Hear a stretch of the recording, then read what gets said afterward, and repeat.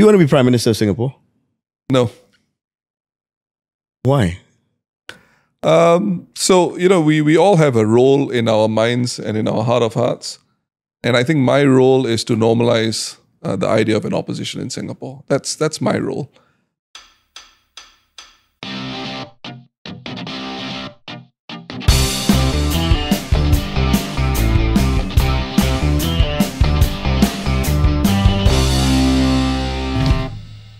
Selamat datang ke episod 160 Keluar Sekejap bersama dengan saya KJ. Dan saya Syaril Hamdan.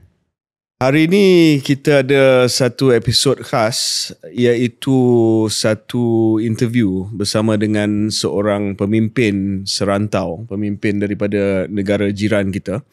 Dan episod ini khusus untuk topik berkaitan dengan jiran kita ni lah dan juga politik mereka. Tapi pertama kita kena jelaskan kat penonton kita, kadang-kadang bila kita buat tentang negara jiran, dia rasa macam kenapa kita perlu tahu, kenapa KS nak buat tentang negara lain. Okey, jawapan saya bagi jawapan saya dulu, lepas tu Syaril boleh bagi jawapan Syaril. Jawapan saya adalah cita-cita dan ufuk ni horizon KS ni bukan setakat Malaysia je lah. Steady. Kita nak menakluki dunia. So sebab itu kita kena jemput pemimpin-pemimpin hari ni daripada negara jiran, mungkin tahun depan daripada Kesatuan Eropah, daripada Amerika Syarikat dan sebagainya.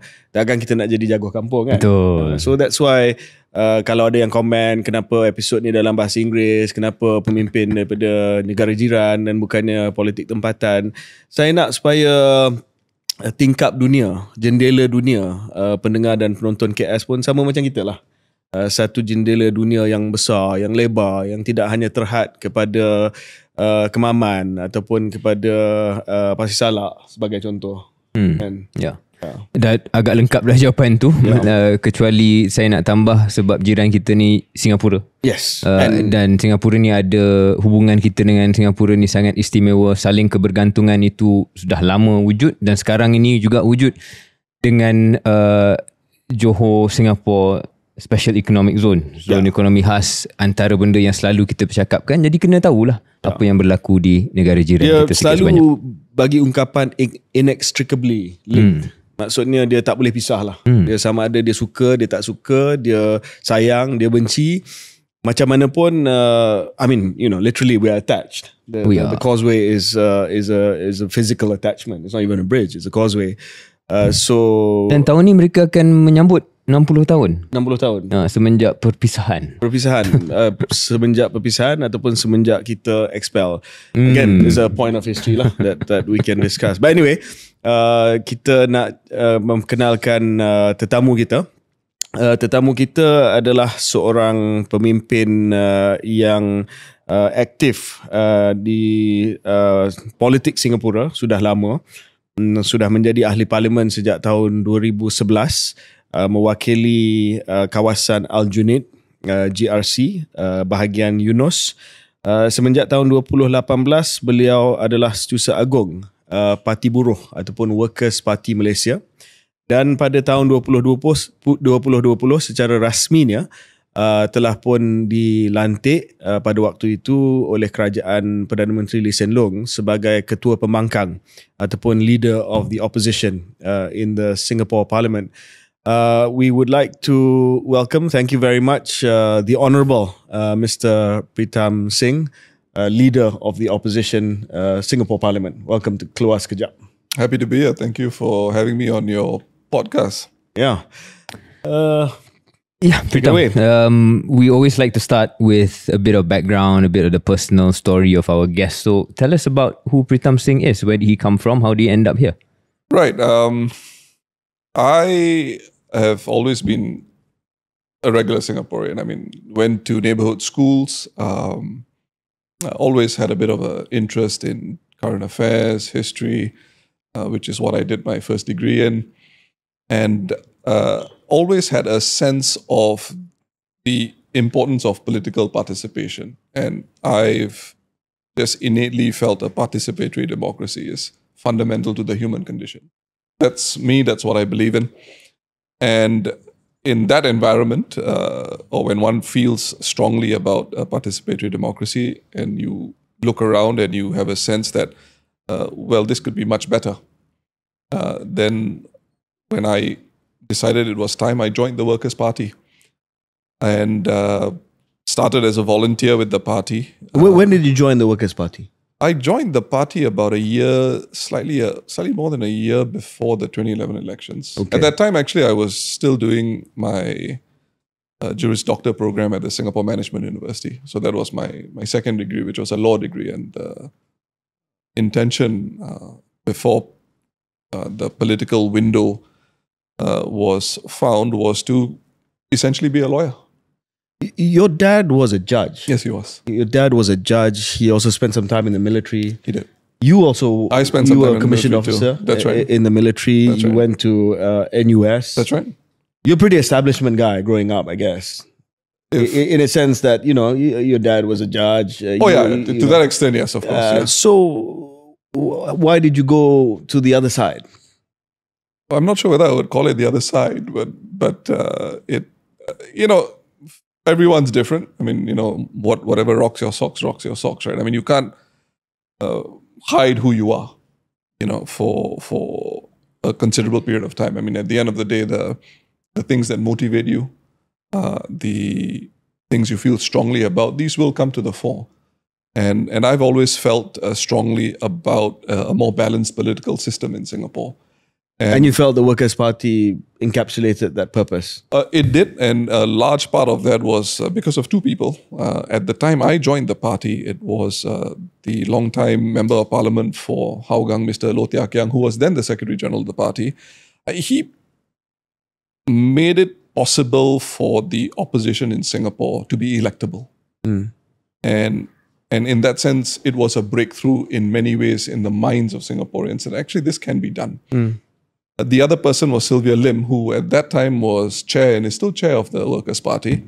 I thought she did extremely well in showing Singaporeans what it means to speak out faithfully and to make important points that the man or woman on the street felt strongly about. And I just didn't get a sense that any other party in Singapore had captured that space, which was important for opposition politics in Singapore to move forward and to grow.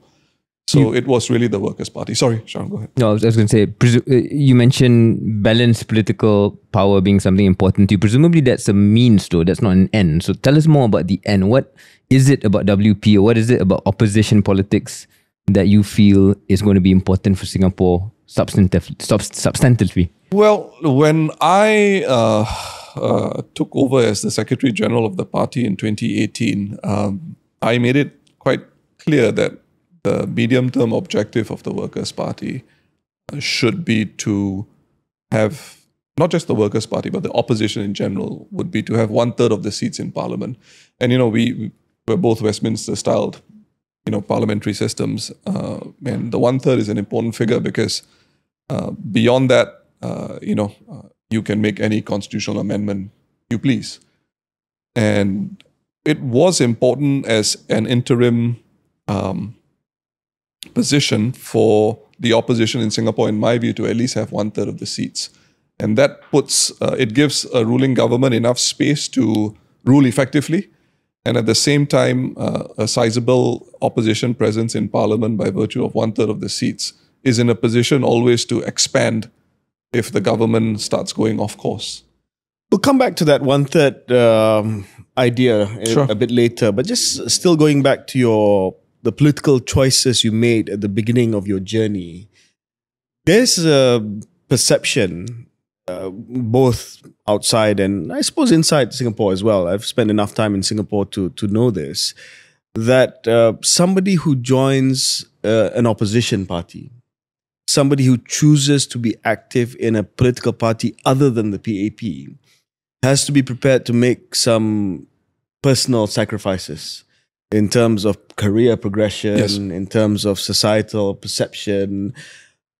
Was that the case with you? And were you prepared to make those sacrifices, if those sacrifices at all exist? I think to a large extent, that is true. I don't think one can suggest that being in the opposition or deciding to bat for the opposition team doesn't come with significant, did I do the right thing? Could I have done something else?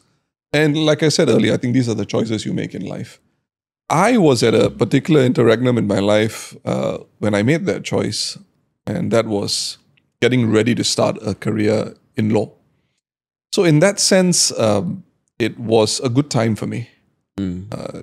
If it had worked out, anyway, it's almost like a dog chasing a car, when the car stops, you don't know what you're going to do actually.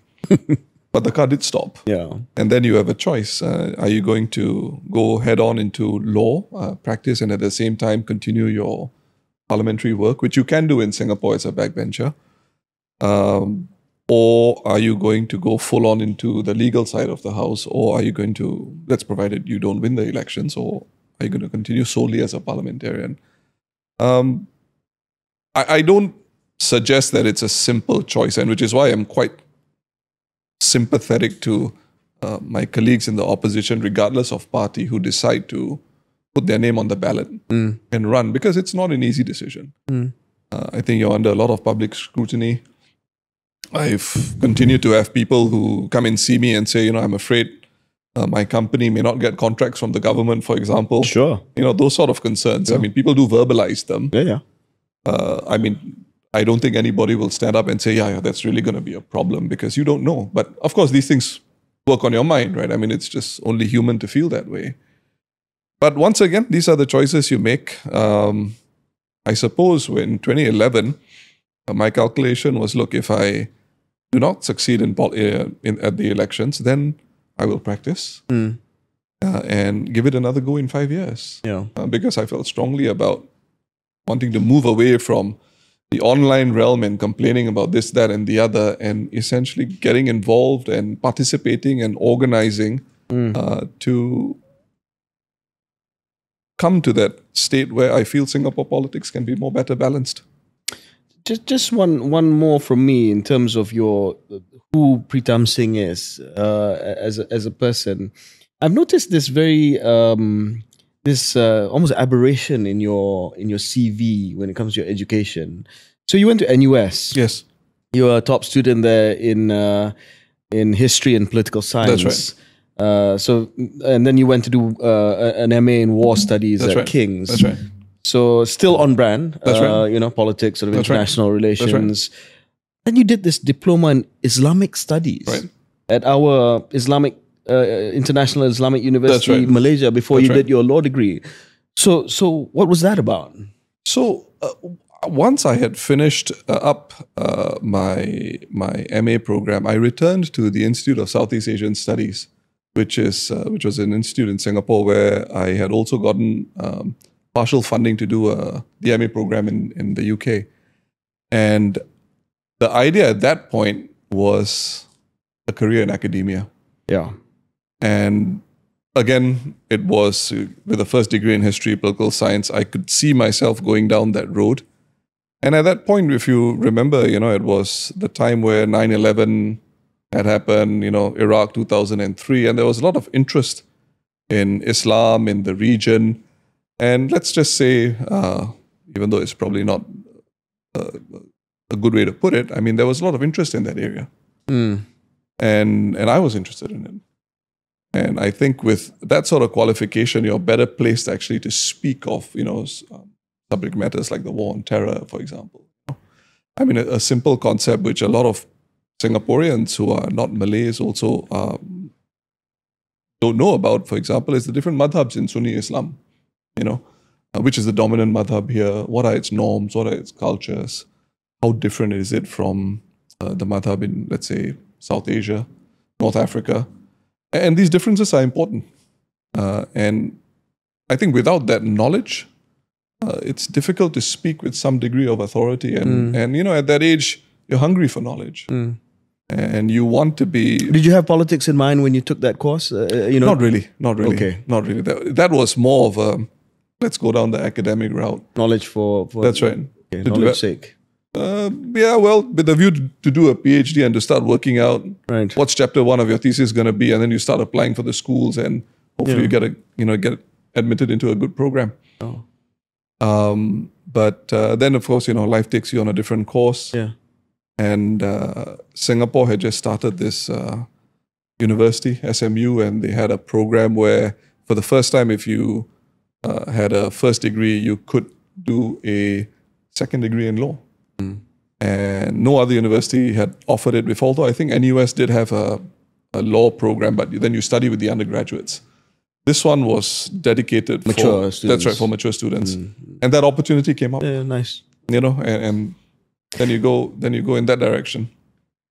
Last one for me, perhaps before a break. I wonder, we'll go back to this worldview that you clearly have and be interesting to share here. But I wonder if you could just start gradually talking about the substance of your beliefs and the substance of your struggle with the WP. Yeah. You know, you've mentioned again about the So I balance. struggle with the WP or PAP? Struggle within, struggle for Singapore politics through Right. WP. Right, Sorry right. if Okay. if I wasn't clear. Not What is your cause, Yeah, your your cause. cause. Your Right. cause. Sorry, yeah. In Malay, it translates to struggle. But Correct. it's a cause. yeah. Okay. Yeah. Your cause with Right. Perjuangan. Perjuangan Yeah. with the WP.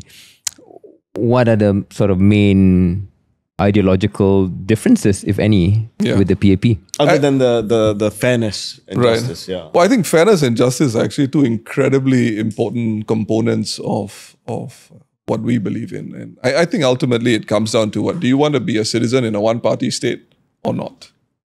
But that seems to me, again, Pritam, like that's the means, that's the form, Yeah. that's the construct of how the politics is, as opposed to the content. What's the substance of your cause? I think I get where you're getting, where you're going. Look, having lived in Singapore, and Kyrie may feel that way, what does the public want? What is the public appetite for political change? The reality is the opposition in Singapore have one of the most difficult jobs in politics. You are operating in an environment where the state is actually pretty effective in providing basic goods and more than basic goods for the vast majority of the public. So without invoking Maslow's hierarchy of needs or something a bit more, intellectual like that, the reality is people want a voice, and many Singaporeans feel that that voice is not manifested in Parliament. So there are other views which people want heard at the highest decision-making body in our land, but those views are not heard there. And why is that the case? And that is the case because you can't expect, in my view, ruling party MPs to speak out against their party leadership. That doesn't happen in Singapore politics. It used to happen a bit more in the past, but certainly when we'll talk about that, but certainly when I graduated and as over the last 25 years, you found that actually, in my view, only the opposition would raise those issues which are on the minds of people and have those views answered in Parliament. And I think that's important for any participatory democracy. So we are starting from a very, very low base. Without people being interested in politics, without people being interested in how the state is run, you have a choice. Do you want to be part of that polity?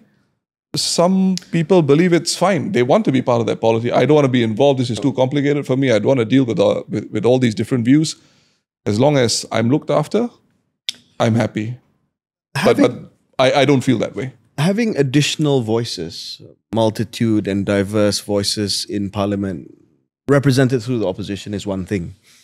But having those voices mean something is the other thing that I think Cheryl was trying to get at. So I know this is unfair because we're going into a break, but those voices that you bring, it suggests that you believe that there can be a fairer Singapore. Absolutely. And that the PAP Singapore is not fair enough for you. Is that No, true? I think that would be a fair statement to make. Right. I think that's a fair statement. And we will come back and you can explain to us why, what the form of a fairer Singapore that you That sounds envision. good. That sounds good. Looking forward to that.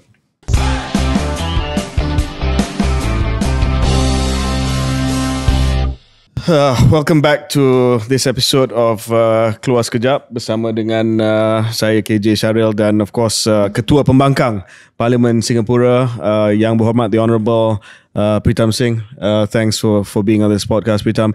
Okay, we had a great appetizer. Now let's get to the meat of it. Before we go into your vision of a fairer Singapore, juxtaposed with what we have with the PAP right now, I want to take us back to 2011, the general election 2011. That's when you made your debut. That's right. And you were sent to Aljunied, where Low Tia Kiang was there as your leader. I think he was That's right. He was Sec Gen then, and Sylvia Lim was also there right. in your team. You had 5, but it was a watershed election because. Correct me if I'm wrong. Before that, the opposition was restricted to Hougang, basically. That's right. And you had never captured a GRC, and GRC was seen to be like a prize that would really unlock a lot of possibilities for Singapore's opposition. I think it was a mental block for the opposition to get into a GRC. I mean, if you recall in 1991, the Workers' Party had 1 seat, but another opposition party known as the Singapore Democratic Party, they had 3 seats. Yeah. So these were single member constituencies. Yes. Okay. And so when the GRC system was introduced, Peter, maybe you explain to us. Yeah, we don't not know every what GRC Malaysian. is. I beg your pardon. I beg your pardon. So conventionally in Malaysia, like you have one candidate contesting for one seat, right? Okay, you can have many candidates, but they're going to get 1 seat in parliament. So in Singapore, there's a system where you can have. It started with 3-member GRC. So ostensibly, the reason was to ensure minority representation. But for the opposition, it was seen also as a bit of a collateral purpose. And the collateral purpose was, it was already hard to find one good, credible opposition candidate. Now you've got to find 3 in a group. Yeah. And one of them had to be a racial minority. Right. So it's a team against a team. That's right. It's a team against a team. And in 2011, in Aljunied, it was 5 members on one team versus 5 members on another team. So it wasn't just 5 members on the other side. You had one of the most recognizable senior members of cabinet from the PAP, That's Giorgio, who was foreign minister, at that time still seen as a possible leader of the country. And you had somebody who's subsequently, of course, made a comeback, Ong Ye Kung, my former counterpart as minister. He's still Minister of Health. I'm no longer Minister of Health. And you shocked the political scene. You guys won with almost 55% of the vote. So you flipped that seat. Tell us about that night when the results came through. Did you expect it? I think there certainly was something in the air. It was a 9-day election period. So, I mean, you can read the mood, right? After a while, you in the run-up to the campaign, during the campaign, I think the mood generally was always with us. I mean, you could feel the wind behind you. And, of course, nobody would be so presumptuous as to predict what would happen in spite of these winds that you feel at the back of your neck. But certainly, it was a positive mood because there was a lot of unhappiness amongst Singaporeans. A lot of this stemmed from immigration-related issues. People didn't feel like Singapore felt like home anymore. You'd be in the MRT train and people would be speaking languages which you weren't familiar with, or accents which were not, familiar. Yeah, and generally those issues, it was suggested that those issues were not solved and those were problems. And in the aftermath of 2011, I think the government made certain moves and that essentially reflected the problem. And in fact, the Prime Minister apologized during the hustings for all these pain points that Singaporeans were raising. So on the night when it happened, of course, you have that euphoria. But I mean, I've always been a sort of person who feels that when things are going well, don't be too excited. When things are not going well, don't be too down as well, because the sun's going to rise tomorrow and it's an opportunity to shape the new day. But I didn't expect, of course, if you ask me to look back now, it was a tough first term. It was a very difficult first term. First time running a town council of GRC size, which is a local thing. So tell us about that. Also, Malaysian listeners will not know. Yeah. When you win a GRC, That's right. So for instance, your party, Workers' Party, won the Aljunied GRC, the group representative constituency. You also get to run the local government there. That's right. Okay. That's right. Okay. What do? You put your people in the local government as councillors to deal with the local affairs? Broadly, yes, but the main task is the public housing estates come under your purview. Okay. So you collect conservancy monies from residents. The government gives a grant for the local council, and then you manage it. Maintenance, all that kind of stuff. Basically maintenance. Okay. And there's another part of the local schema which remains in government hands. That's the People's Association.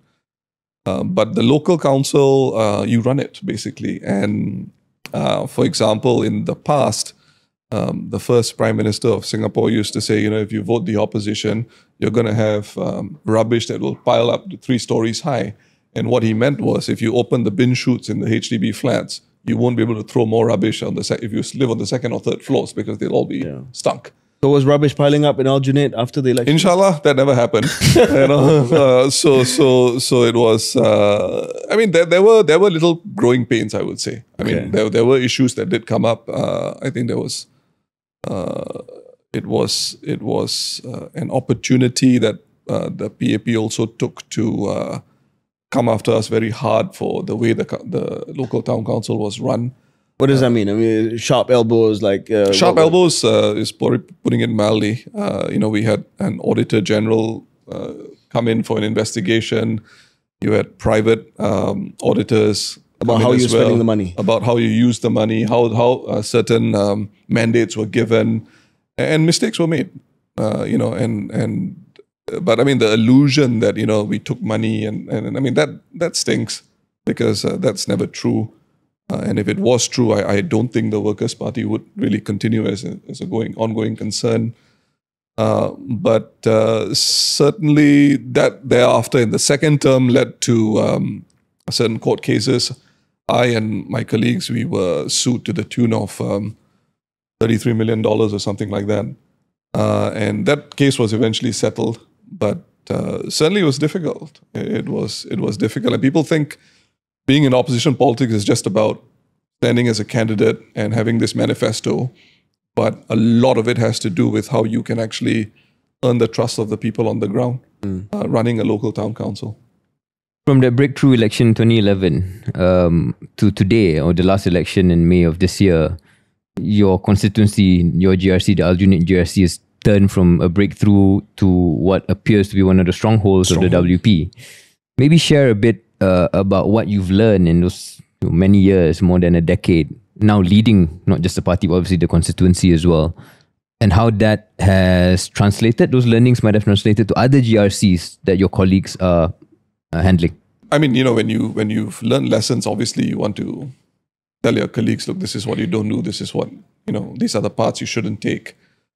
Certainly there's exchange in that regard, but for the local council, I think one of the biggest things I would say is anybody who takes over a local council, the first thing you do is you just make sure that your financial statements are in order. If you need to appoint internal auditors to get those numbers reviewed, do it. And at the same time, you should have a good operational idea of how to keep the estate well run.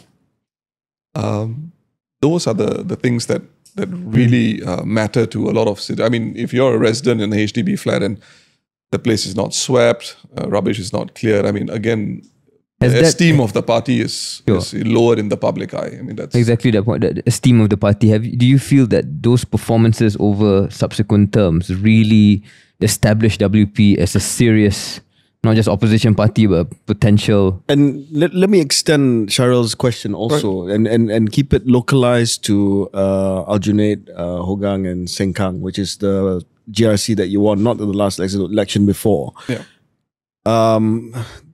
This is a analogy which is nothing to do with the party ideology, but how have you managed to turn Sengkang, Aljunied, and Hougang into the Kelantan of Singapore.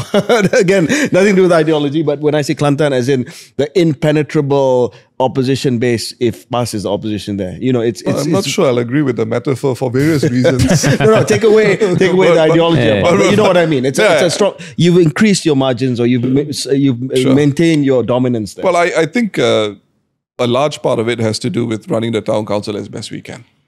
And I think because people interact, I mean, we talk about politics at a very high level in terms of parliament, what is said in parliament, what is done in parliament. But for the man in Aljunied or the woman in Sengkang and the third person in Hougang, they pick up the phone. They want to know that, a problem can be solved. And if it can't be solved, they want to know why. If something can't be done, they want to know why. And we do place quite a lot of emphasis in trying to provide them those answers and those responses. So I think that's a large part of our... that explains a large part of our success in these areas. And when we went to the elections just about a month ago, a large part of our platform was, look, we've done it there. We can do it in your constituencies as well. So certainly being able to run the local council efficiently and effectively is a big part of our strategy. It's quite ironic, right, KJ, because Singapore is compared to a small country, but local politics is probably just as important there as it is in our country in terms of how Pritam's at least explained it. And from here, we don't really see it, right? Yeah, So we think it's very small and sort of homogeneous issues and all that. Clearly not. Pritam, coming back to the original discussion, the first section about a fairer society, right? So, PAP has this tendency to be able to course correct very quickly. Yes. So, for instance, after the Aljunied loss in 2011, PM came out, cabinet came out, said, sorry, we'll do better. They started making some adjustments to immigration and things like that. I'm wondering whether or not there's enough for the Workers' Party to present an alternative vision of a fairer society. Yes, there is this perception that meritocracy in Singapore is good, but it's not entirely without its faults, because meritocracy does tend to see the more privileged given access, which is not really the quality of opportunity that is in the true sense of the word. No, that's true. But still, the room for improvement is at the margins. Indeed. Because the PAP is very good at making course correction, changing things and saying, okay, we've learned from it, we're becoming more fair. And unless you're really coming up with an entirely different, political manifesto here of equality of outcome, for instance, then, everyone's saying that the difference is so small, the PAP is stable. Barry, you hit the nail on the head and you took the words out of my mouth. A lot of the work is at the margins. Policy. People who fall between the cracks. Assisting them, trying to bring their voice at the parliamentary stage so changes can happen more quickly and so those cracks can be dealt with. Because a deeper point in what you've said is, what is the psyche of the average Singaporean? Very pragmatic people, actually. What are the outcomes? Are the outcomes good outcomes? And if the outcomes are good, then it comes back to the point that I made earlier. The opposition has a very difficult job. How do you bring forward this vision of a participatory democracy, a more balanced political system, when we've probably got some of the best public libraries in the world, a very, very highly regarded public housing system? It has its issues with costs, and we can talk about that in time. But generally, I mean, on a day-to-day level, it's okay lah. It's a pretty decent place to live, to thrive, to grow, to raise your family, and that's not what we are trying to destroy. And I think if somebody presents a very radically different vision of Singapore, they're going to have to deal with these fundamental questions about, look, it's running well. Why are you trying to break something which is going fine? But in spite of all that, there is a desire amongst many Singaporeans for political balance. And we know that. And we try and tap into that. And we present a platform, a vision to the public to say that, look, we believe we can fulfill that aspiration that you have. That's where Singapore politics is. I mean, I heard comments that Khairi, yourself and Charlie, you made, and you exchanged in the aftermath of our elections. And I can understand the perception, you don't want to be government. So what is this about? And it's a fair point from an observer perspective. I don't think there's anything wrong with it. But then you add the overlay of the Singaporean voter and what he or she wants. If we want an opposition, but we still feel the opposition should play a check and balance role. That's what we want. And if you go in there with an argument that we're ready to form government, but that doesn't sync and gel with the emotions on the ground, I don't think that's going to be a recipe for a successful political campaign.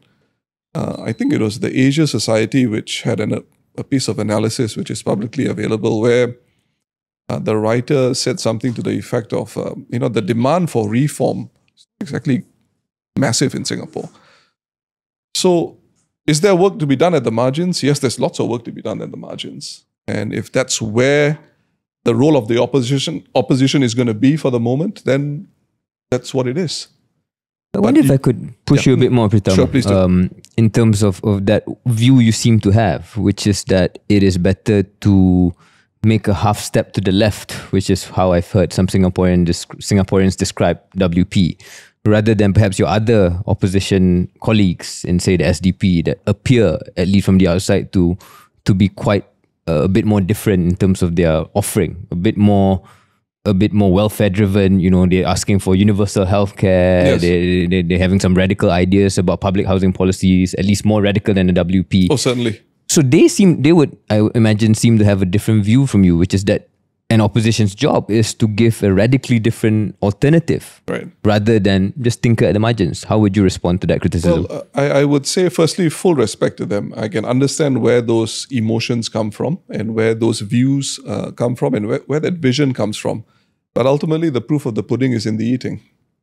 And for some reason, and I leave it to the public and to the man on the street to conclude, the WP has had a certain cachet in terms of the positions that we present, and more importantly, the posture that we present.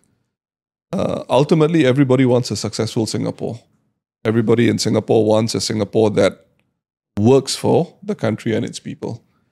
And our role as politicians in Singapore is to deliver that to Singaporeans, because any citizen, any self-respecting member of civic society would want positive outcomes for their society. The question is, how do we get there? You and I can have different views about anything under the sun, but ultimately one view will prevail. And I think that's the view that the public can relate to most naturally. And hence, in comparison to the other opposition parties, we present this particular vision for this moment in time. And if it changes, or if it has to change, we want to be in a position to pivot very quickly. But you can't pivot or you can't talk about change if you're not in the game. And so you've got to at least have a position in Parliament which is reflective of the ethos, the mood of the times, to be able to present the views that the public want presented in Parliament. And if we have to pivot in a different way, you want to be in Parliament to be able to do that.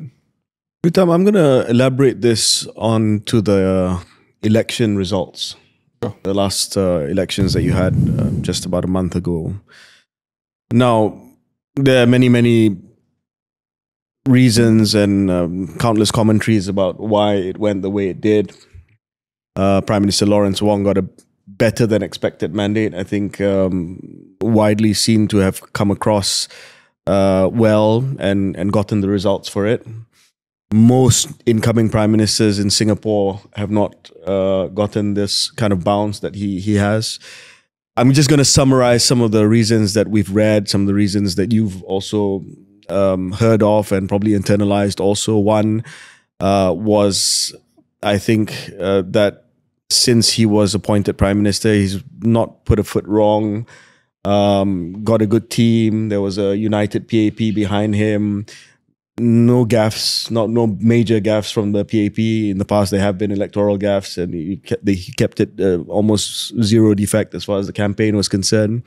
Secondly, external environment with Trump, with the tariffs. There's a flight to certainty, not just in the capital markets, but also in political choices when that takes place. Third, I wouldn't use the word disunity, but lack of coordination amongst the opposition parties, because you divide up the seats. You don't contest in all the seats. It's more or less divided. There was one walkover, so everyone thought, you could have maybe coordinated that better. Some coordinated messaging, even though the ideologies are different. And the fourth one, which is perhaps the most direct indictment to you, is lack of ambition on your part. And this is the crux of the comments that I think you messaged me about. I remember we sat down a couple of years ago and we had coffee in Singapore. I asked you a very simple question. I said, Pritam, do you see yourself as an alternative prime minister to Lee Hsien Loong? And your answer, I'm paraphrasing here, and correct me if I'm wrong. Basically, you said no. I see myself as a strong opposition. My goal is to make sure I get to 30%. We started about this 1/3, 30%, denying the constitutional amendment, but showing that it's strong enough to mount a strong voice in Parliament. One could argue that even if that is the internal target, surely you would project yourself as somebody who wants the entire thing, and that fortune favors the brave. Do you think that there was a lack of ambition? Do you think you should pivot away from that 1/3 into saying that, we represent actually something completely different and we're ready for it? And the supplementary question to that is that why did you not leave Aljunied? Right. The general should fight outside of the bunker. Sure. Firstly, I wouldn't say that Aljunied is a bunker. The reality is we are the opposition in Singapore. There are no safe seats for us. And there's no safe bunker. Anything can change. And before you know it, you are at the forward edge and you've got to fight your battle there. In terms of strategy, where we go, why we go here or there, I won't say too much about that, but what I would say is the point about ambition which you make, and again, I can understand it, but I have to have a good finger on the pulse of Singaporeans. I've got to understand what they want. And I've got to understand how they respond to language which reflects ambition. If that language is not in sync with their broad understanding of what they want out of politics in Singapore, then ambition can be a death knell for any politician in Singapore. And as I alluded to earlier, if we accept that Singaporeans are pragmatic and there's no demand for a change of government, then going out there with flying a flag which says, I'm your prime minister in waiting, is probably, with respect, an act of foolishness, in my view at least. So to succeed in opposition politics in Singapore, in my humble opinion, in my view, of course, and my friends from the other opposition parties may feel differently about this, is if you do your house visits week in, week out, if you're on the ground week in, week out, you will have an excellent assessment of the pulse of Singaporeans. And then your message has to anchor itself to that. There may well be politicians, and there have been opposition politicians in Singapore who feel that, no, I should lead the way in terms of telling Singaporeans how they should think, what they should aspire to. It's happened before. But having been in the center of opposition politics in Singapore and knowing how difficult recruitment is, knowing how difficult running a campaign is, running a town council is, and most importantly, I've said this a few times, knowing the pulse or having a sense of the pulse of Singaporeans. All these factors come together to determine strategy. And if it means that the public have an appetite for something else, then we ought to be sensitive to it. If not, it's a gamble. And gambles don't work very well in Singapore politics. So would you say that going into the last election, your finger on the pulse of the Singaporean electorate was telling you that it was better to be safe? I think it was, maybe safe is too protean a word in this case, but I think the message was, who do you have? What can you present? And we presented, in my view, strong cases in Tampines, Punggol, Jalan Kayu in particular. We tried very hard in those areas. A complete change of strategy from the last elections. And you go to battle with the cards in your hand, not the cards you wish you had. I wish I had better cards. Everybody does so. But that's what I have. And actually, I'm really, really proud of the candidates and the campaign they ran. I think they tried their best. And number of close fights, Tampines, 47%. My colleague and brother Faisal Manap left the Aljunied team at his request to stand against Minister Masagos, who's the Malay Muslim Affairs Minister in Singapore, who heads the Tampines team. I got something like 47% there. I mean, just short. Jalan Kayu was close also. Jalan Kayu was 48 against the NTUC chief, the trade union chief. Sure. But that last minute when Kim Yong went to Punggol, it didn't occur to you to go and have the showdown with him there? Because you were obsessed with him during the camp on the hustings. Well, I was not obsessed with him by choice. I was obsessed with him because the Prime Minister Lawrence Wong put this case to the public that you shouldn't vote out a DPM. He's conducting trade negotiations with the US trade representative. And if that's the case, then nobody can take on a minister because he's obviously got some important brief that is going to cost the public if he or she leaves his post, which I didn't really, it wasn't something I was very enamored about. So, I mean, it was a case of putting it in perspective. With all respect to the Deputy Prime Minister, Mr. Gan Kim Yong, my argument to the public was, look, PAP party elections, he wasn't even in the Central Executive Committee. And my conclusion was, this was probably going to be his last fight, his last term. So he's going to go for one more term. And more importantly, I think Singaporeans are in serious trouble if only Gan Kim Yong can negotiate with the United States. So it was, part and parcel of the political back and forth during elections. I've never held my politics out to be a politics of being personal with my opponents. That's actually a good reason why the Workers' Party has made the inroads that it has. I mean, we take it as a party that, as I shared earlier, wants the good outcomes for Singapore. I think you made quite clear, Pritam, about how you see the Singaporean public and what their appetite is. And we obviously respect your wisdom and insight into that. I wonder if you could shift gears and maybe you tell us why you think the Singaporean public is, for want of a better term, quite content with the PAP and with the status quo. Because it seems like you're saying an alternative vision will not cut through. You're trying to improve on the margins. At the margins, you're trying to have better political representation almost as an end in itself. Why is the Singaporean public happy? I think there's a whole range of responses. I mean, if I could use a almost biblical turn of phrase, I mean, the original sin in Singapore politics, in my view, is gerrymandering. I mean, it's aggressive gerrymandering, if you ask me. There are many other ways to gerrymander and gerrymander fairly and explain to the public well beforehand that these are the new boundaries and these are the reasons why. But in the Singapore case, boundaries are changed. As far as the last elections were concerned, they were changed 1.5 months before nomination day. And that gives you very little time to prepare for a campaign.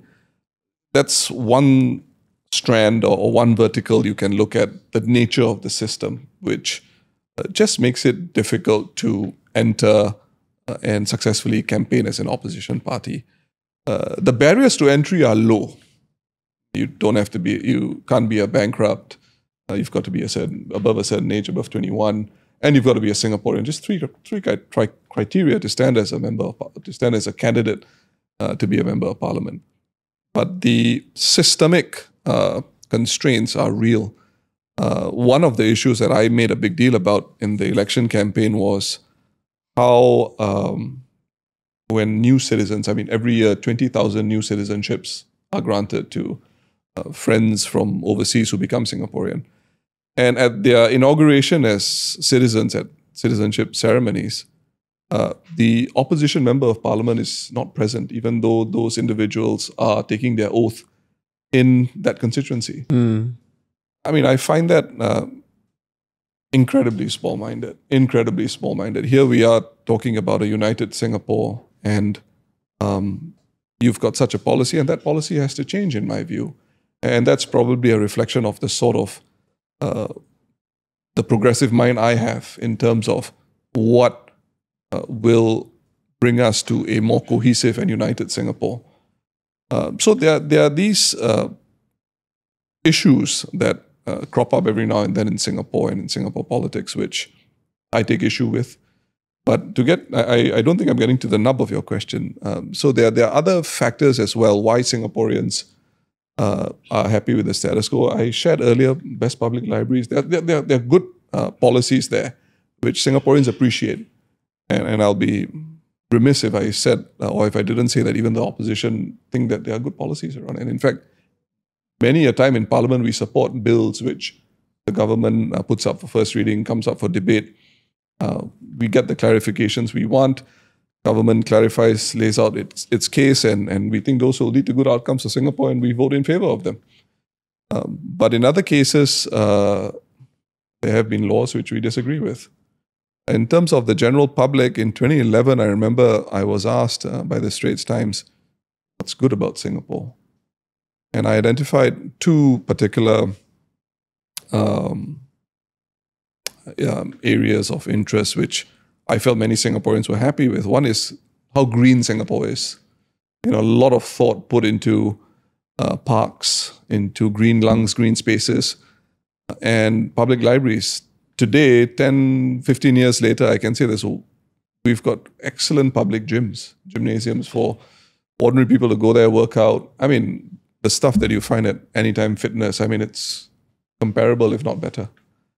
So there are these things which people look around and say, look, things are pretty decent. But Pritam, wouldn't you say that there will be some signs, or there were some signs of discontent with the rising cost of living, public housing? Yes. I wonder if WP and you missed the trick of trying to get into the emotional register as opposed to just being managerial and technocratic. Just to pile in here a bit. Yeah. Pile it on. Just to pile and challenge you and give you the floor to answer.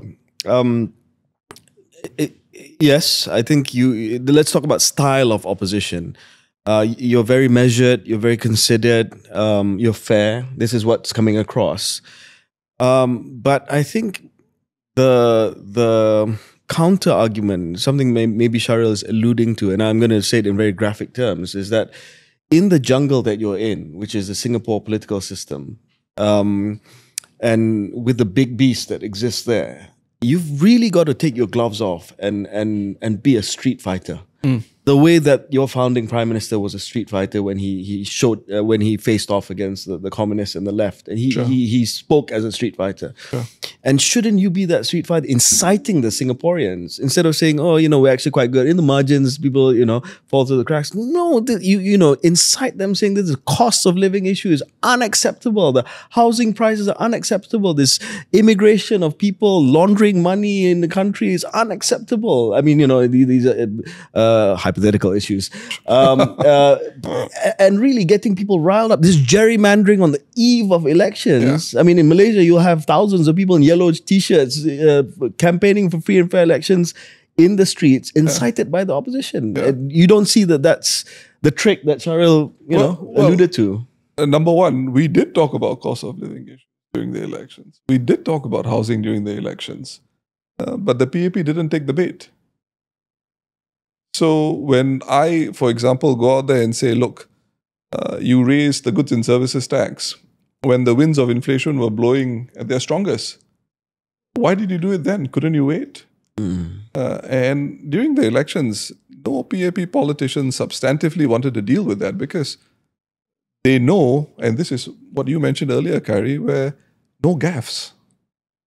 The PAP ran a very, very tight campaign, and they knew that there are these pain points, and the strategy was, let's not talk about them. In fact, one mainstream newspaper in Singapore even quoted ministers, Vivian Balakrishnan, Josephine Teo, they didn't make any speeches in the elections. And they were, according to that newspaper article, it was by design.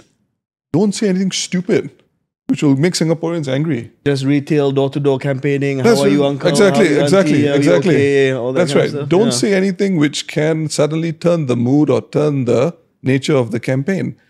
Short campaign period, keep it tight. So it wasn't for lack of trying.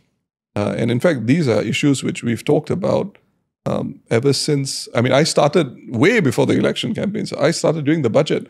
And Prime Minister Lawrence, I called it in Parliament where I could be rebutted. I said, look, you've turbocharged inflation. And the Prime Minister turned around and said, this is not an election rally. Well, I said it again during the rally, but they don't want to engage that issue at that point.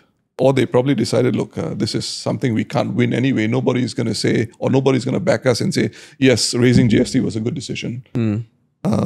So they essentially had a campaign. They had a campaign strategy. And they knew what they wanted to do and they knew what they didn't want to do, regardless of how much incitement the opposition would have generated.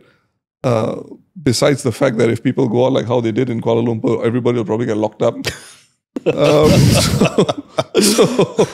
So different political environment, different climate. But certainly because they're so different polities, right? I mean, it's so different. We have to do what we in our minds think is best and will work. And I will put up my hand and say, look, it could have been wrong. I wouldn't have this hubris around me which would suggest that we did the best we could and stuff like that. I mean, could we have done things better? Of course.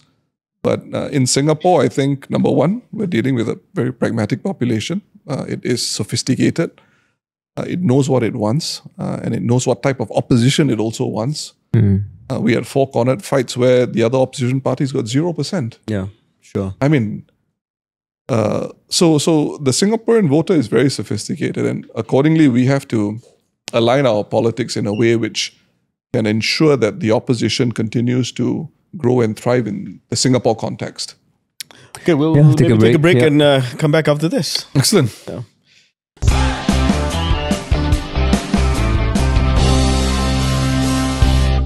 Selamat kembali ke episod 160 Keluar Sekejap dengan tetamu khas Ketua Pembangkang Singapura Pritam Singh. Pritam, I guess maybe in this last block we can start a bit more about with you sharing the role of an opposition leader and the work of an opposition leader now the elections are over. Not just in the past, but what do you see your role being in the coming years? Before that, Pritam, previously you were de facto opposition leader. Now you are. There's actually a post, a leader of the opposition. That's right.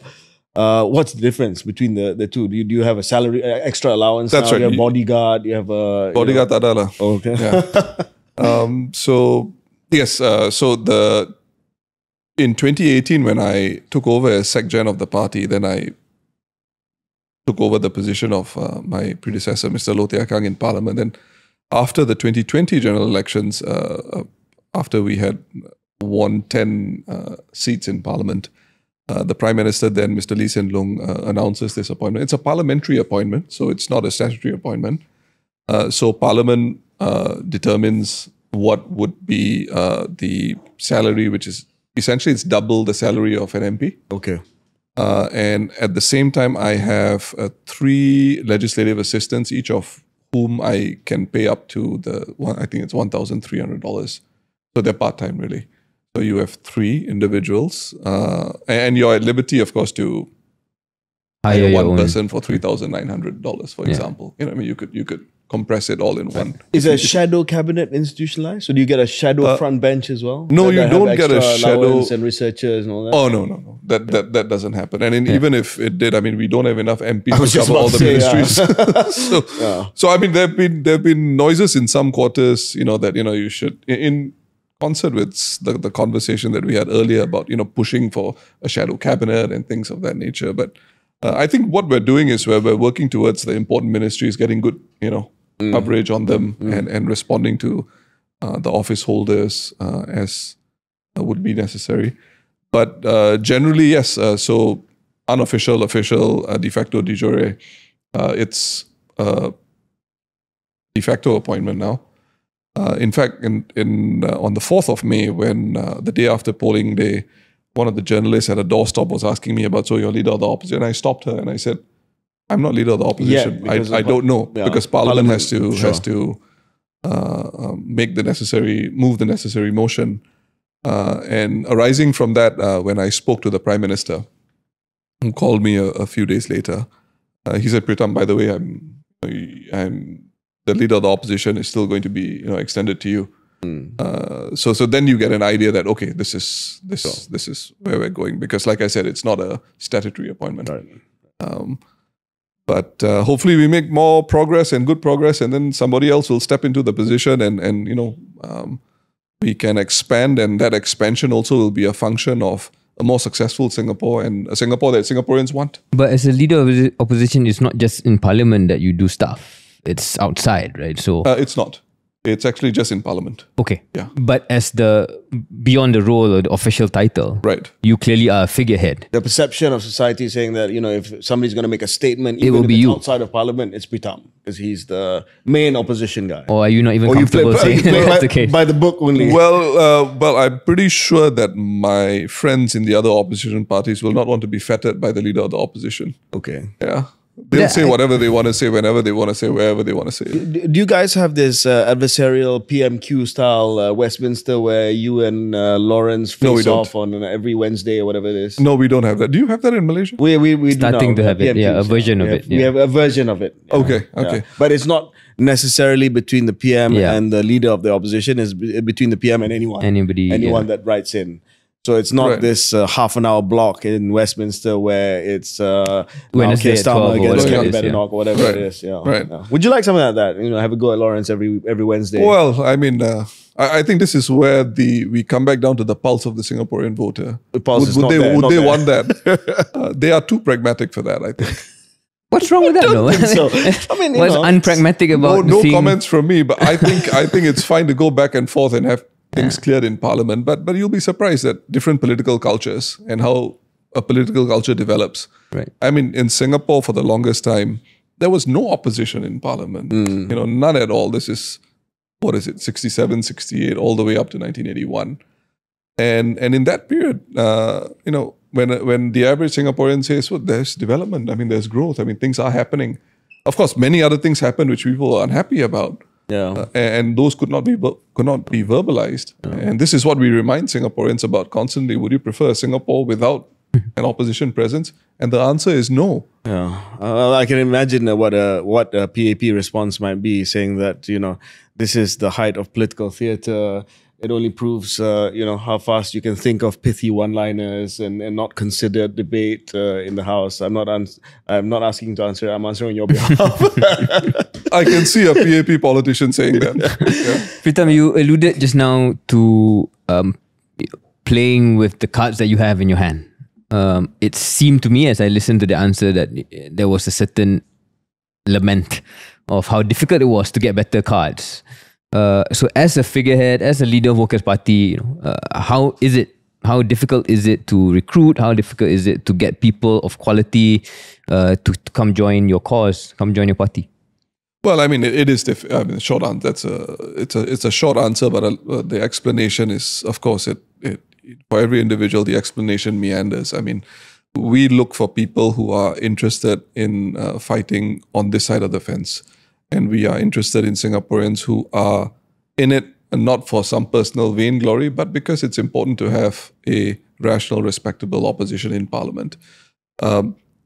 Fortunately, this time around, I would say that some of the individuals who stepped up for the cause, came because this is something they wanted to do. Of course, we had to pop the question to them, is this something you would want to do? And for many of them, for people I've spoken to in the past, two issues come up. Number one, the individuals we want, they tend to be individuals who are also at, aiming for a C-suite sort of, role in their private sector lives. So that becomes a bit of an impediment. And at the same time, these same individuals may just be starting a family. And so those are those can make it difficult to attract the sort of person we want. And we want a person at a certain age band where there's that energy to, I'm not saying people out of that age band don't have the energy, but ideally you want the median age to be at a level where they can really push hard on the ground. Difficult. But this time around, I would say people like Harpreet, people like Dr. Ong Lue Ping, Eileen, Alexis, a number of other people. They came out of their own volition. They were prepared to do it. But what was that conversation like? So just to depict this to the Malaysian, our listeners and viewers, as Prita mentioned earlier, it's challenging to be in opposition, even though it's difficult to prove. There's a perception where life and work can get harder if you choose to be an opposition politician in a country like Singapore and in many other countries as well. So how would a conversation with someone like Harpreet Singh took place? So Harpreet Singh is a senior counsel, senior lawyer, That's right. Arbitration lawyer. He does commercial litigation, obviously gets a lot of jobs from the private sector, perhaps even from GLCs and things like that. So what would that conversation have been like with Harpreet? I mean, without breaching confidentiality and pushing him to say, okay, I'm willing to come out and fight. Well, in Harpreet's case, it was a little different because in Harpreet's case, it's something that he wanted to do. He was at a stage in his life where he decided that, this is something I want to do myself. Okay. And it was more a case of would the Workers' Party, take me for who I am. And and I have to say, for someone at that level, with that stature, I mean, he worked on the ground like any other ordinary party member, and no airs, just work hard. I've got a message. This is my message. And for him, he's probably an outlier. Okay. That's not the usual sort of individual. Somebody else who fits that profile that you had to convince to take that risk. So usually by the time they're at the door, they have, whether they admit to it or not, they accept the message of a more balanced political system. Then the key question tends to be, if things don't work out, am I going to be able to get back into my private sector job? So if they lose? If they lose, yeah. And because if you win, the MP salary is attractive enough to live comfortably, But if you lose, then what happens? And once they speak to their employers and the employer reaches a modus vivendi of sorts, then it's one leg in. Then the other leg, of course, is the family leg. I mean, as you gentlemen would know, I mean, your families are the wind beneath your wings. I mean, without their support, there's very little you can actually do with a peace of mind. And once the family is comfortable with it, or the family can accept it, or even if the family doesn't accept it, they respect their partner enough to understand that this is what he or she wants to do. Once you've gotten both those boxes ticked, then usually the conversation becomes a little bit more straightforward. Then it becomes a case of, what is in the best interest of the party. And again, the 2025 candidates from the WP, I mean, there were no egos, and I salute all of them and lots of respect for them with that attitude that they brought, no egos. Let's go where the party wants us to go and where we feel we can make progress. And I think that is a testament to the contribution they've made to the country. Next, extend this conversation a bit and not just focus on Workers' Party. And I want to hear your thoughts, Pritam, on the career of a politician and the calling of a politician in Singapore's context particularly, because I'm careful to make comparisons with Malaysia, but it would seem, this would sound simplification, but it would seem in a sense that the opportunity cost of going into politics, whether PAP or otherwise, is fairly high in Singapore because if you're of a certain quality, the private sector is quite alluring, to say the least. Speaking about your experience personally, but also seeing your colleagues both in Workers' Party and other parties, what can you say about the people who enter politics in Singapore?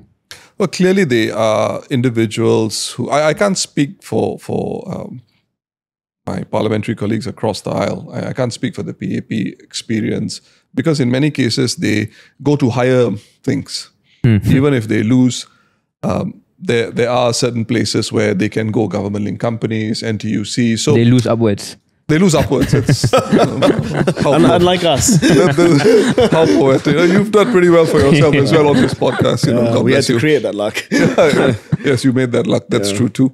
But for the opposition, it is challenging, certainly. But I think, again, it's a reflection of what we were struggling with a bit at the beginning of this podcast. Why are you doing this? Why does fairness and justice mean so much to you? Why does a participatory democracy mean so much to you that you do this? And I suppose it can suggest to us here that there are enough Singaporeans who believe that those things are important and that they are prepared to put a lucrative career in the private sector, to one side, to devote some part of their life to public service. And again, it's all on them. I would suggest that my role in all of this is fairly minute, actually. It's all them. Pritam, before we move to perhaps the last chunk of our discussion, which is identity in Singapore, identity politics, relationship with Malaysia and the larger world, I just want to round this part of it off, which is your role and everything, and really ask something a bit pointed, but I'm interested to see how you've dealt with it, which is you went through a particularly challenging time in the last parliament surrounding the case of Raisa Khan, one of your MPs who admitted that she had lied. You were referred to the Committee of Privileges and you were subsequently taken to court. I'm not going to go into the court case because you've appealed. Sure. And I think it would be improper and to talk about the details of the case. But just stepping back, because at the end of the day, there was a verdict given by the High Court, and you were found guilty. Now you're of course appealing. But how did you deal with that? The perception around that, and of course, even though of course there were direct hits that you took from your political opponents, but also the lingering doubt about trust. Can we trust Pritam? Yeah. How did you deal with that? I've always had the view that, when your conscience is clear, I mean, it sounds almost, something any other person would say, but, when your conscience is clear and you do not agree with what has been done to you, there's a certain clarity of mind, clarity of thought, clarity of purpose that keeps you focused on what you are in this for. And that really has been my lodestar. I again don't want to go into the details of the matter for reasons which you've explained, but a BBC report, I think in the aftermath of the elections, basically made the point that this case had almost no impact during the elections. In fact, I did without going into details. I did fairly respectably in my constituency. Sure. And even as the case was going on, and even during the Committee of Privileges, in the run-up to it, in the aftermath of it, I walk the ground regularly. I'm in my constituency a number of times a week, which is not too difficult when you're in Singapore. And you could feel the ground vibe. And the BBC report I alluded to earlier used the words politically motivated.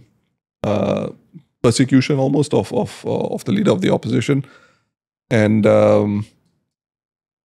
that's what the report said. That's the vibe you got on the streets of Aljunied and Eunos. Yes, I would say so. I would say so. And then after a while, you again, but ultimately, your heart of hearts, right? Were there things you could have done better? Probably, and I'm not shy to say that. But does it extend to what you've been accused of? And that's the reason why I'm appealing. Can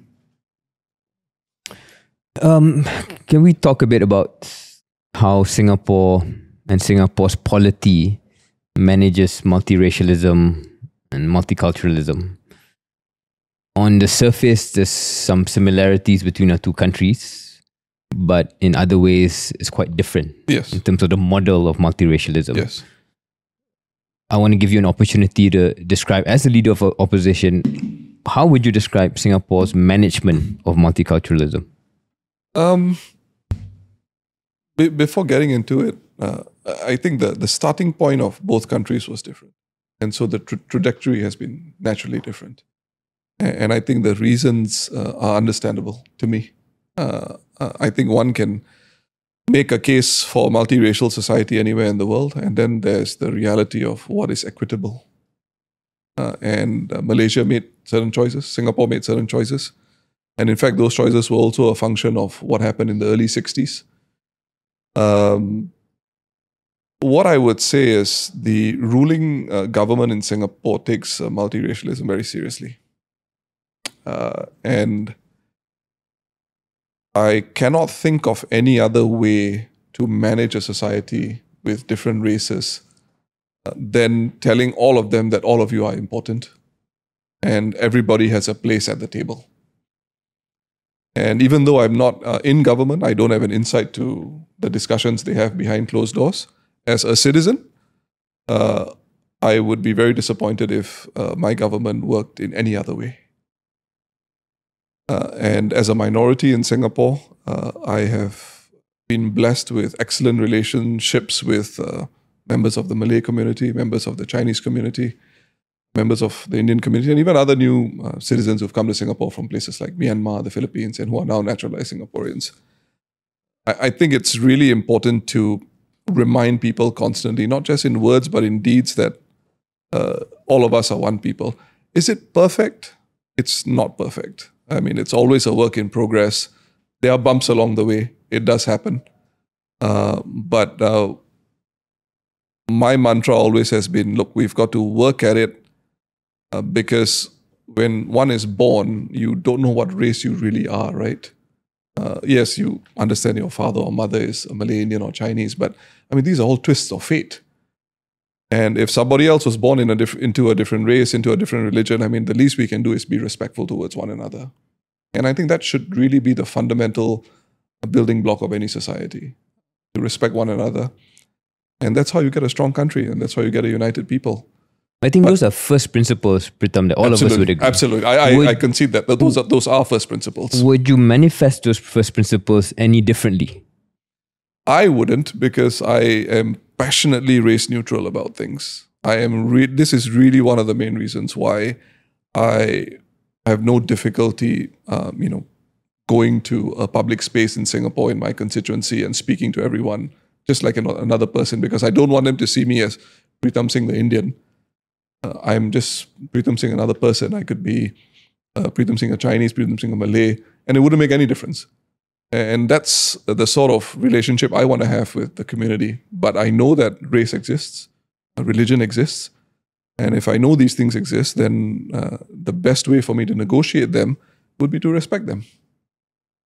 And again, it's still very first principles. The reality is a bit more complex. Yeah.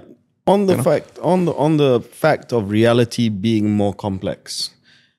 And I want to be very careful here, because I know that Singapore is also very judicious when it comes to foreign interference in your political affairs. Yes. Some of our past guys got called out by Lawrence during the elections because they had postings which appeared as though they were favoring a particular candidate, and perhaps rightly so for them to be called out. But I think fair comment should exist between neighbors also. The reality being complex, you are race neutral, but how far on the ground can you ignore race and religion? You said you can't, but how far does that exist? Because I do think that as much as Singapore prides itself on this multiculturalism, your different communities still see the world through a particular lens. And that lens it's almost impossible to take that away. So there will be considerations of the Malay Muslim minority in Singapore. There will be the considerations of dialect speaking Chinese in Singapore, especially with the influx of a certain type of migration. So how do you balance that within your sort of race blind, race neutral approach to politics? So it's simmering there. It's there. It's there. So maybe I didn't qualify myself a little bit. when I say race neutral, that's how I view Singapore. That's the aspiration I have for Singapore society. But that doesn't mean that I ignore the reality that we come from different races. That is a reality you don't want to turn into a melting pot, for example. There's a public space, it's a secular space, but when we go home, I mean, Muslim brothers and sisters will do their salat, other communities will practice their traditions, and those should continue, and they must continue. And a multiracial society cannot mean that, we all come together in this artificial kumbaya. But if you talk about an issue, for example, I mean, you see it spoken about openly in Singapore about in the early days how Malay boys, Malay men didn't get sent to the army during national service. It's changing. It's changing in Singapore. Some things take time. So now Malay Singaporeans are representative in all branches, in all divisions, in all units of the armed forces? I can't say that for a fact, but I can say that my unit, for example, I was in the engineers. When I was doing my national service, we had no Malay soldiers in the combat engineer unit. Today we do. Right. That was by design or by supply? I'm not on the inside. Okay. I don't know. But what I would say is, if that is the trajectory we're going on, where we are coming to a situation where we're better off today than we were yesterday, then may we continue along that trajectory. Again, I wish it were different, but these are realities which we have to negotiate, and perhaps they are reflective of the complexities we talk about. But certainly, how do you expect a citizen to be loyal if he or she doesn't feel equal? And I think this is something Singapore continues to work at, and as an opposition member, I want to be part of the solution in that. And if it means restating how important multiracialism is, if it means going out there and not just whispering words of sweet nothing, if you know what I mean, but believing in it sincerely, honestly, then I will play my part. Do you get any data in your elections about support stratified by ethnic groups, or is that quite difficult to no? To I think that's next to impossible to actually. And it's just not done. It's not done. I mean, it's not the done thing as well. We also don't do internal polls and sort of break it down. But how accurate will they be, right? I mean, you won't know how. Okay, so let's say we are at the average Singaporean counting center. There's a whole ballot box. Ballot papers are taken out. You don't know which ballot paper represents a Chinese, Malay, or Indian voter. Yeah, because your residential area is quite well mixed. Exactly. These are well mixed. That's right. There's a mix of people. I mean, the minorities are 10%, 9-10% Indians, 13-14% Malays, close to 15%, I think. And so those numbers... won't tell you. Yeah, they're not going to tell you much. It's all about a certain feel you have of the place. So you can't really tell which community voted in which particular direction. So if you can extend a bit more this conversation about multiracialism and how Singapore manages it and how you see it from your point of view. If I could simplify, in Malaysia's model, we explicitly recognize communities and ethnic identities in more than one way. I'm not saying Singapore doesn't, we're just talking about how public housing requires. So there is the explicit recognition in some form. That's right. But it would appear to me that Singapore favors a model where all citizens, regardless of ethnicity, subscribe to a particular aspiration of the country. Would that be a fair characterization? Is that how it manages its different communities, where everybody says, okay, fine, whatever your own traditions are, but these are the set of Singaporean values we aspire to? So I'm not sure whether that framing is one that I have heard in the terms that you've suggested. What I would say is we have constitutional provisions for the special rights of the Malay community is dealt with, Yes. in accordance with Yeah, Article a lot of Malaysians don't know that 152, actually Singaporean constitution has that. That's right. And that's a function of separation, Separation, and what yeah, happened then. So there are those preferences. I'll give you a very raw example, which I experienced as an MP when I was a new MP. So, on Fridays, of course, there are Friday prayers, and sometimes there's congestion around the mosque because people are parking their vehicles, their motorcycles and stuff. And mosques are found typically in Singapore in many private estates. I beg your pardon, many public housing estates. An old Chinese gentleman spoke to me. He says, Pritam, can I ask you why there are mosques in public housing estates, but why Chinese temples are in industrial estates? The question took me aback because I had never thought about it in those terms before. And then the Chinese gentleman said, why can't you just have a Chinese temple as well in the public housing estate? Why must they be built? And I think at a very fundamental level in government in Singapore, it's the fidelity to Article 152 to the Constitution and the position of the Malays. It explains why those mosques have to be built in public housing estates. I think at some level in government, we don't have very public conversations about race and religion in Singapore. A lot of conversations are behind closed doors. But if I can read the tea leaves as an outsider, I think you try and manage the situation as respectfully as you can if you're a member of the government of Singapore. And even as an opposition, a politician, I think this is something which we don't really want to bring into the political realm, as in we've got something to say and we want to score political points on a race or religion issue. Yeah. I think that's generally the approach that politicians and Singaporeans want to take and ought to take. Yeah. I'm going to move to bilateral relationship between Malaysia and Singapore. Not the best guy to talk about it, but okay. No. I mean, you're leader of the opposition, so the bilateral relationship comes up, I'm sure, regularly in Parliament. Your first podcast appearance is on a Malaysian podcast. Exactly. So, and I would argue that for both of us, it's probably one of our most important bilateral relationships. Oh, absolutely. As we said before we started recording, we're literally joined by this umbilical cord, which is the causeway, right? Do you? There was this sharp contrast between the time of Mahathir, Tun Mahathir, and Mr. Lee Kuan Yew, where things got done, but they were very much done in a very, very testy sort of environment, especially the personal rivalry between the two gentlemen. As the leader of the Singapore opposition in Parliament, and as somebody who has friends here and you spend some time here, do you think things have become better, at least the mood music between the bilateral relationship? And secondly, and this is my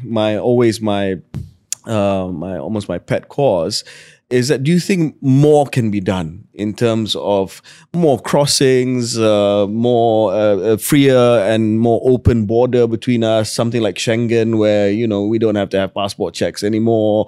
We're really an integrated economic area between Malaysia and Singapore, or are we okay where we are now? Because I think that, we've not fulfilled our potential as these inextricably linked countries. Well, on the first point that you raised about the historical lens through which Singapore-Malaysia relations has been viewed, certainly I would say it's better. It's certainly better. I think the relationship between Singapore and Malaysia, again, as someone who's lived through that period, where I remember, when there was the water issue in the late 90s, if I remember correctly. I mean, advertisements coming out in the newspapers, about letters, official correspondence back and forth, which is not normal. I mean, these are usually dealt with, in the various ministries, and these are now published in the public realm. You're trying to win public support internationally, even of your position. I'm happy to say it appears that we've moved quite far away from that, and I think personalities have something to do with it. if you look at, you talk about umbilical cords. I mean, RTS is coming up pretty soon. What's it? 2 more years? One more year, I think. Yeah. We've also got electricity, which clean energy coming through different jurisdictions into Peninsular Malaysia, then to Singapore. Yeah. So certainly the vibe is very different. Where I think we can do better, certainly, you talk about passport controls, immigration controls. I certainly see potential there for more liberalization. There was actually, I think, what would have been the cherry on the cake, which was the high-speed rail, which would have just, high-speed rail changes a lot of things. I mean, distances get so much shorter. Sure. It's a pity that was shelved, but we've got I read a couple of days ago, the ETS from KL to JB is coming up, and I think that's going to be a game changer for Malaysia in many ways too. Speed, but not high. Yeah. Sikit-sikit jadi bukit lah, you know. Yeah. But certainly with the Johor, Singapore Special Economic Zone, I mean, the ingredients are all there, isn't it? I think where we have to maybe pay a bit more attention is really the people-to-people relationship, because certainly both countries went on different routes after independence. Yeah. But we can't change the fact that we are conjoined at the hip. And if you ask me, I mean, it's one of my pet talking points I have when I speak to people, especially young people, people who are in university. I say, look, have you thought about doing an exchange program rather than going to the US or the UK? Spend 6 months in a Malaysian university in, I don't know, Perlis maybe, or some other part of Malaysia, or some other part of Indonesia, or some part of Vietnam. And there are little trips which happen. I've seen our ITE students in Vietnam having work exchanges, short work exchanges. But I think these interactions are important. I also feel that with society in Singapore, which is fundamentally changing, we have lots of immigration, we have lots of people from other parts of the world becoming Singaporean. Do they know our region? Does our region know Singapore? I think that interaction needs to increase if we are truly to fulfill our potential as, two neighbors which are, for all intents and purposes, good friends and should always remain good friends. I mean, the complementarities are incredible. And a successful Malaysia means you have a successful Singapore. And if Malaysia is not that successful, the case though? Because sometimes I get the sort of frenemy vibe from Singapore, friend/adversary. You know, Sure. Sometimes it's a positive sum game. Sometimes I've always said Singaporeans sharp elbows. They'll just nudge us at the end of the day. Yeah, and, but Taylor Swift 6 nights. Don't talk to anyone else. Yeah, well, you're always going to find anti-heroes in life, all right? Who maybe don't represent all Singaporeans. I mean, you always have some people who are, I don't know. I don't know why. Pride always happens before a fall, right? So I always tell people, look, they've got some incredible assets, and we've got our advantages. They've got their advantages. You go and speak to a Singaporean on the street. Do you like going to Johor Bahru, just for a nice meal? Every Singaporean passport is full of Malaysian stamps. Of course. I travel to JB at least, once every 2 or 3 months with my family, because it's a great place to relax. Sure. Are you being polite, not saying just better, cheaper food? No. Well, I don't know whether saying that means I'm being polite or I'm not being polite, but no, it's really, Singaporeans love Malaysia. I mean, it's a fact. It's a good place to enjoy ourselves, to relax, and also to do business. And business, I think, is done by many smart, sharp people. And there is good business to be done in Malaysia. And I think, KJ, we also have to be fair. I guess in Malaysia too, not all Malaysians appreciate how close we are with Singapore. Yeah. And there are some misconceptions about Singapore that I always found slightly distasteful. And to be fair, politically, you will have those opportunities where some politicians will obviously use Singapore as a punching bag. Yeah. Especially we've seen it. We've been there also. Yeah. We've never done it, but we've heard it. I've never done it. I think Charles has spoken for himself. I think towards the end, Prita, maybe if we can move away from just Singapore, Malaysia, KJ. Yeah, the big broader world. Man. I wanted to ask, You write a lot about the world, so Yeah. tell us. Well, I read more about it now, but it's it's what a horrible place to be right now. I mean, just looking at what's happening in the Middle East.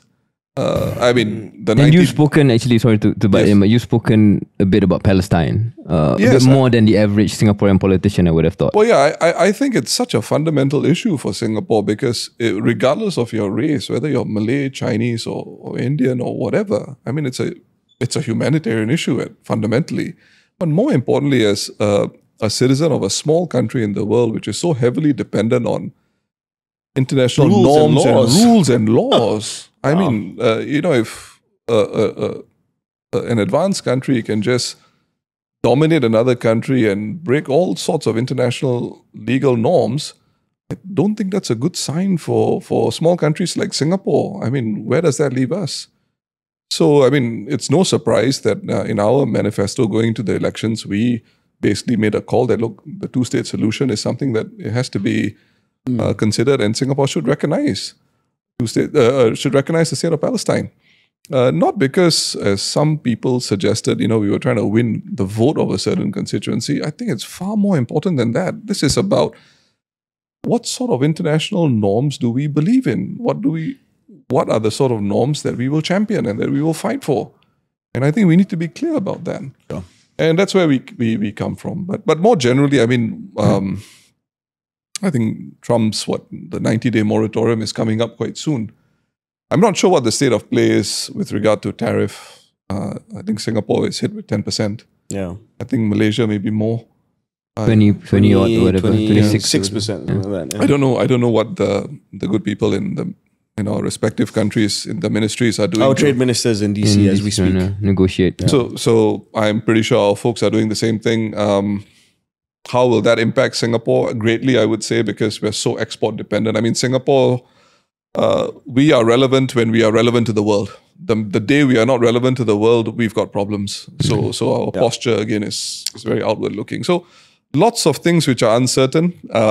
Does it worry you? Like the next 10, 15, 20 years really worry you? I think it does for other reasons as well. I mean, the employment landscape, it's the way AI is coming through. And we haven't felt the brunt of it yet.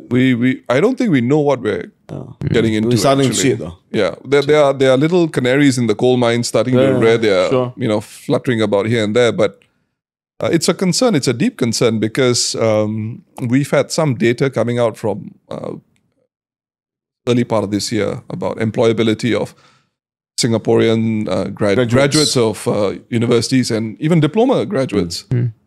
What are their employment prospects? And the numbers are dropping. And many experts saying it's due to the AI already. That would be one reason I would say. And I think it is of concern because that I see it, and I hope I'm hopelessly wrong here, I see it continuing in that direction.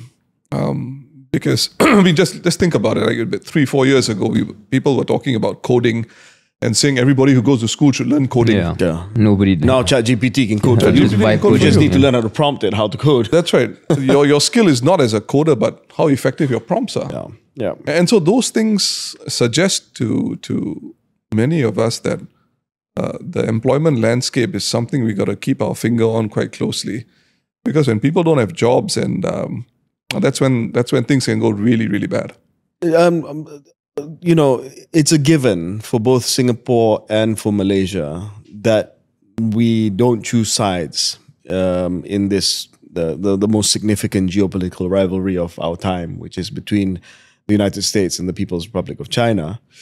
But within the big rubric of not taking sides, of strategic neutrality, we do have to make tactical adjustments on a daily basis to really maintain that equidistance between the two countries. Do you think, at least for Singapore, unfair to ask about Malaysia, but for Singapore, do you think you get that right? Do you think do you think Lawrence Wong's government gets that sort of neutrality right and not having to pick sides? I think we've made a very manful attempt at getting it right, and I think that'll be the name of the game for some time.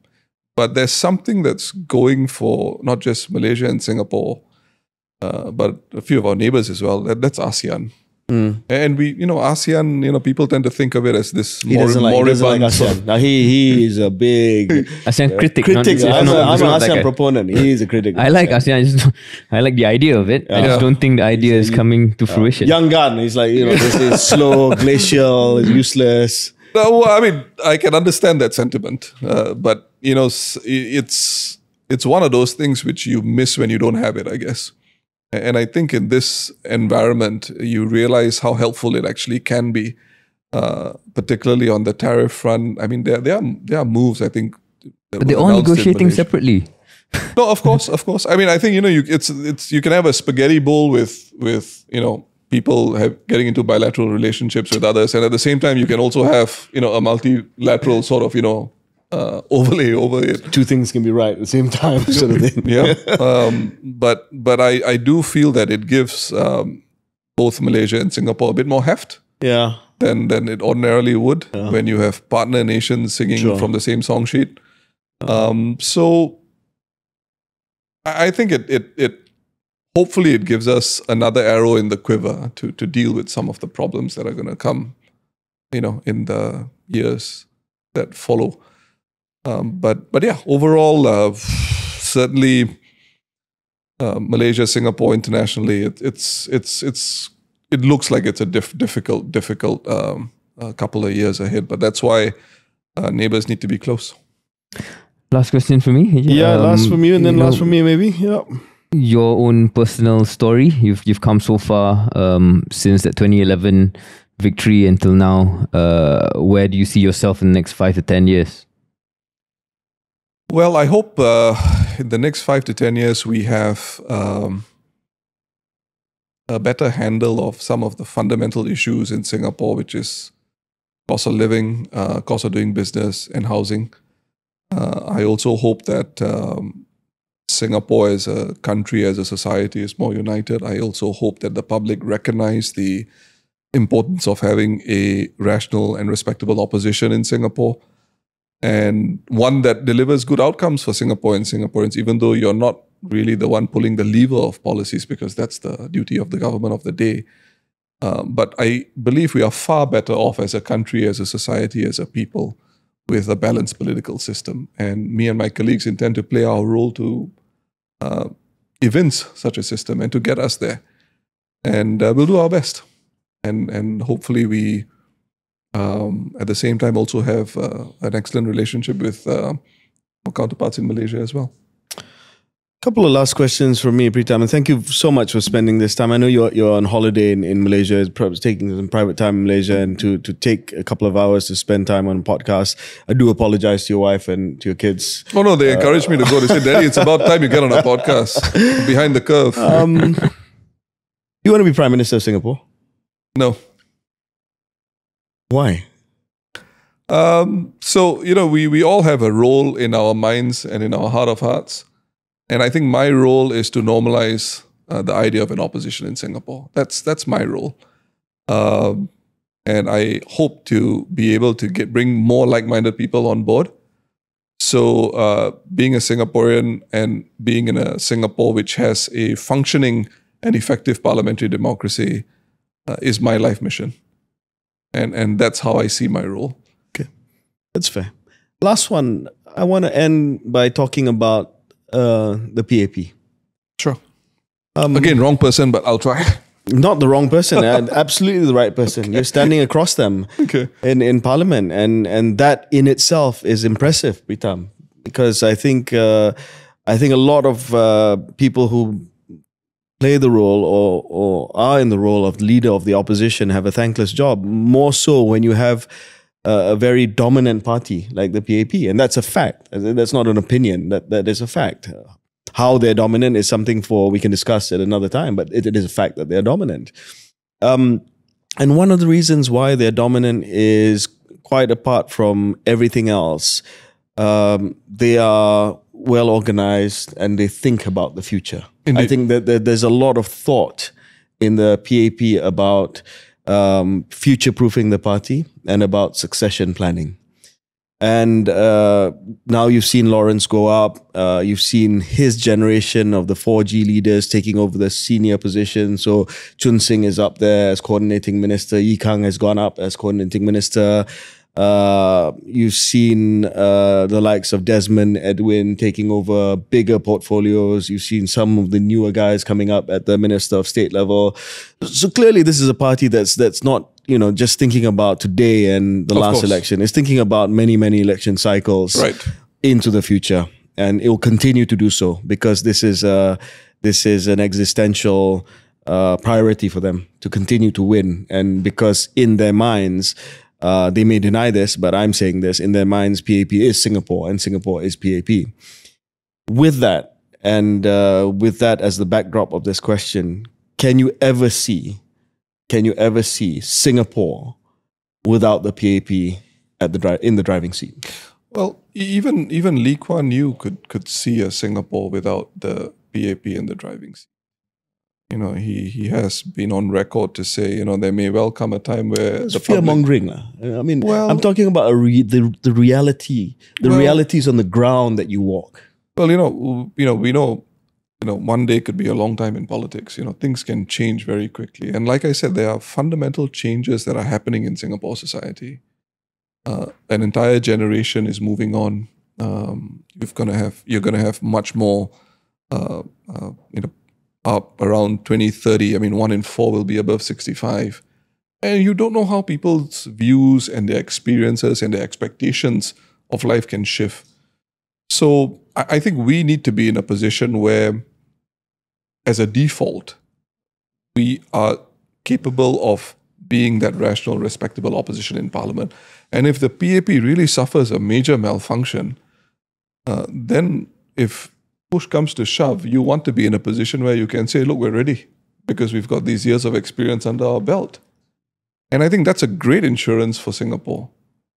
I'm not saying me and my colleagues today will be in that position, but we certainly want to put the party in that position. But, again, coming to this, trying the other side thing and the allusion you made about what you think the PAP may not say, but you would say that the PAP is Singapore and Singapore is the PAP. A former civil servant had this quip, and he said, I think the PAP are not larger than Singapore. And I think all Singaporeans need to understand that. And if they don't, I would implore them to, because this is what citizenship is about. I mean, I don't think we are handcuffed to the PAP in any way. And the PAP has to earn their stripes at the polls, and that's why they take elections very seriously. Fair. And equally, you're going to have an opposition that has to take elections seriously. You cannot have opposition parties showing up, 1 month, 1 week before elections and saying, look, here I'm standing and I want to be your member of parliament. I mean, this is a very long-term investment. At the moment, another analysis that came out after the elections, I thought put it well. We are not a two-party system yet. We're more of a 1.5-party system. I saw that. But I think it encapsulates really where we are at this point in time in a very unvarnished way. And if we accept that Singaporeans want an opposition, then it's the duty of my colleagues and my duty to deliver that opposition that the people want. On our part, it's always going to be a challenge, but nothing in life ever comes easy, especially if you choose this road. But it gives you great satisfaction. It gives you a great sense of purpose. And we all live for different things. Been a great satisfaction to have you on the couch of Keluar Sekejap. Thank you, Pritam Singh. Absolute pleasure. The Honourable Pritam Singh, Singapore Member of Parliament. Of course, when Parliament is convened, leader of the opposition in the Singapore Parliament. Thank you very much, Pritam.